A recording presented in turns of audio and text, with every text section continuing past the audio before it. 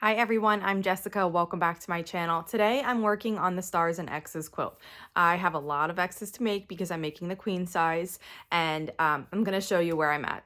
So let's get started.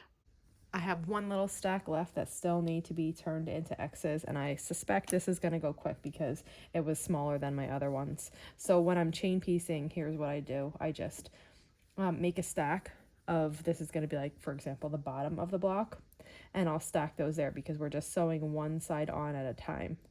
And I'm going to crease this like we did. I'm just going to move this stack to right below my sewing machine.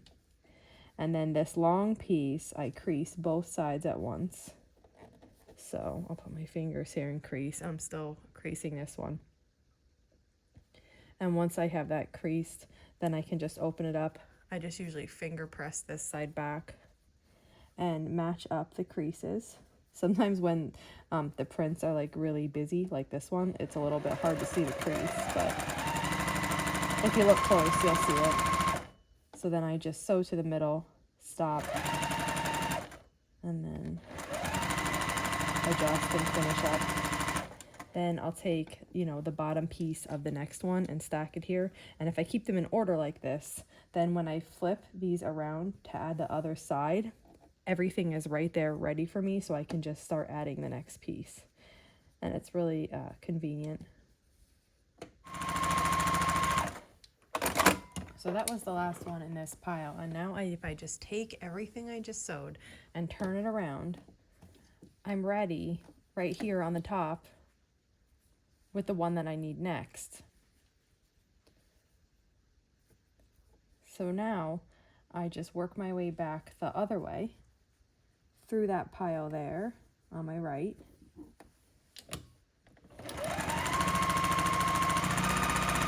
And I'll finish these blocks right up.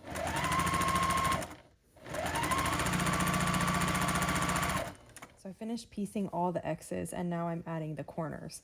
And as I said in the video on how to make these X blocks, the appropriate way, or the proper way to do this would be to fold this in half and mark your center, and then to fold this in half and mark your center, and then match those two centers up. I usually do that like once and get a look on how it looks. So my centers are matched up now. You might be able to see a little better now. So I pay attention to how much I'm sticking over here and how much I'm sticking over here. And then for the rest of them, I'm gonna eyeball that. If you're worried about it not coming out right, go ahead and fold them. I just know from experience for me, I can do pretty well with the eyeballing. So here for this one, I'll make it stick out about that much and start sewing, and then I'll line everything else up. And so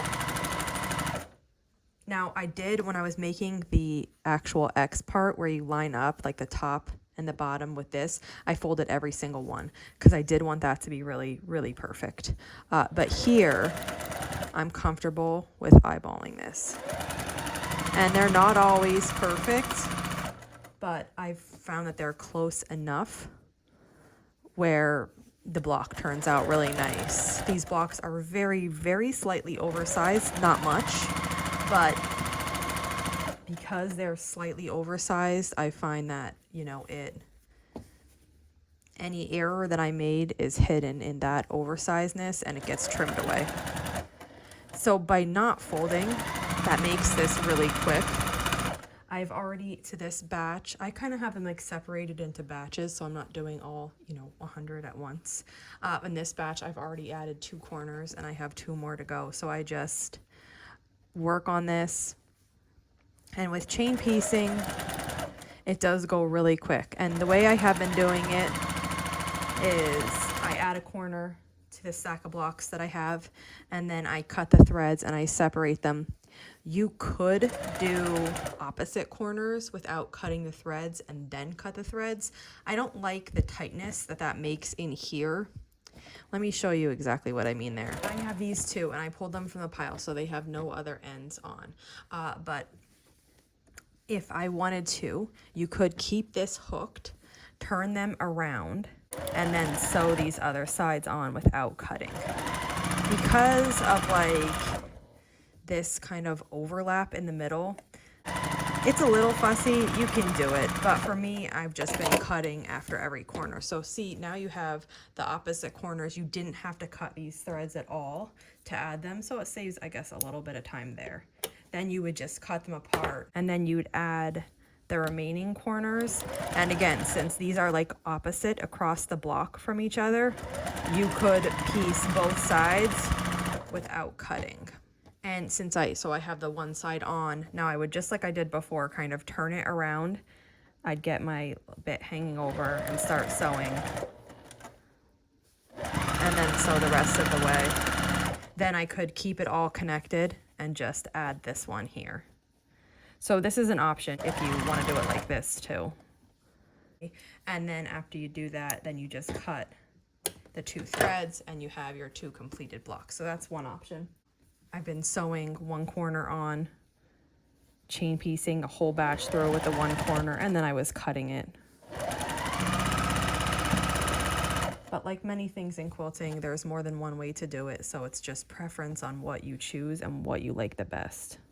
I've mentioned these project boxes before, and these are 12.5-inch scrapbook boxes, and I use them to contain my fabric for projects that I've already cut up. So usually I cut a quilt all out at once and I fill it into the box and then I work on it. And I love seeing them change as I go through the process. So originally this was really full. It had the jelly rolls, it had all my triangles, and I've taken those out and used them, and it just shows my progress on this quilt, and it usually gives me a little boost too. So I have this bit here left to go that need triangles, and that's it. And then here I have a stack that is waiting to be pressed. These ones are pressed and waiting to be trimmed. And so my project box is really evolving as I work on this quilt. The next thing that I have to do here is work on the block sashing units. So I'm going to keep plugging away on this, and I'll be sharing more on it soon. So that wraps it up for today. If you have any questions on anything, just let me know. And if not, I'll see you back here soon. Thanks for following along.